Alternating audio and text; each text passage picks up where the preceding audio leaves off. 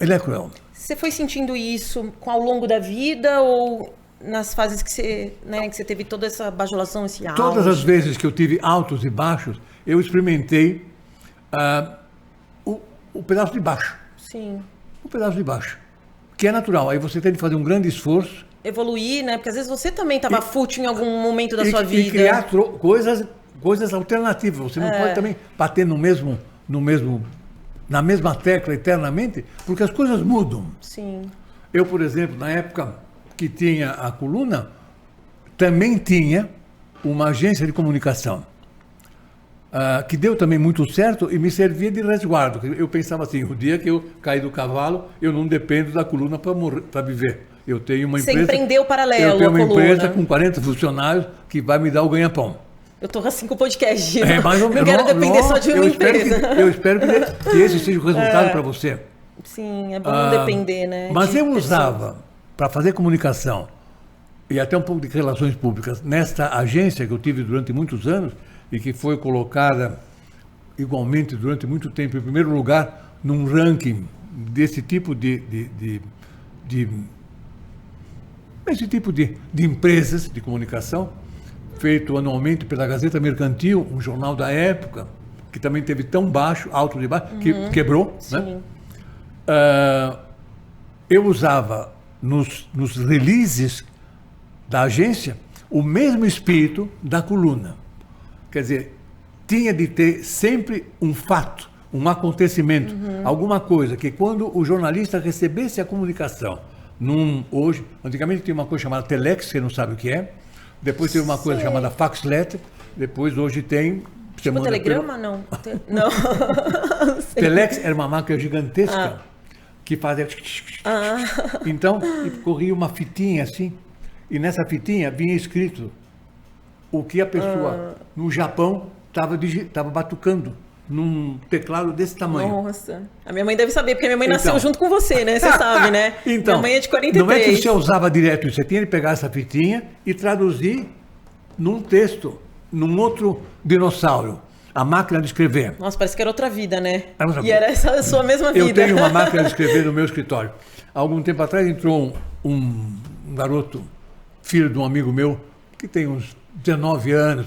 Ele parou, olhou e falou assim, meu Deus, isso é uma máquina de escrever, eu nunca vi uma. Quer dizer, ele não tinha ideia do que era, como era e como funcionava uma máquina de escrever. Mas era da época. Bom, eu usava então, na comunicação da agência, o espírito da coluna. Sempre uma informação quente, em primeiro lugar, a fim de que o cara, quando recebesse essa informação no jornal ou na televisão, a usasse como se fosse jornalismo. Entendi. Não uma notícia paga. Porque a agência de comunicação não cobra, não é publicidade, é outra coisa. É a notícia, é a divulgação de empreendimentos, de pessoas, de várias coisas, de prédios, de boates. Ela não ganha por passar essa informação, não, né? Quem ganha é a agência que faz isso e coloca no teu jornal, ou na tua televisão, ou no Jornal Nacional, ou em algum lugar, você falar do meu produto, ou da minha pessoa, ou do meu empreendimento, de uma maneira que seja notícia acima de tudo, e não cara de informação paga. Entendi. Hoje, casualmente, você veja como o mundo dá voltas. Grandes jornais de São Paulo ou Rio produzem dentro dos grandes jornais cadernos, onde no cantinho está escrito assim, caderno promocional. Significa que tudo que está escrito nesse caderno é matéria paga. Antigamente, os jornais se recusavam a fazer isso. Mas os jornais ficaram duros. E cada um desses cadernos promocionais pagos significa manter os salários em dia e ninguém, ou menos gente morrer de fome. Sim. Dá para entender? Dá. Mas os jornais eram radicalmente contra isso. Não vendemos nossas linhas. Hoje vende até capa. Sua vez.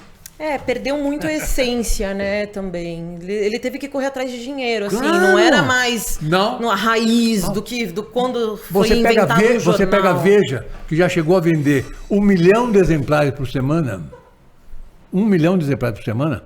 Hoje, o ano passado, fechou com uma circulação semanal de 96 mil exemplares. 96 mil exemplares. E você pega de cabo a rabo, ela tem, no máximo, 2 páginas de anúncio por edição. Nossa. 2. Era gorda assim. Veja em São Paulo, era mais gorda ainda de anúncios.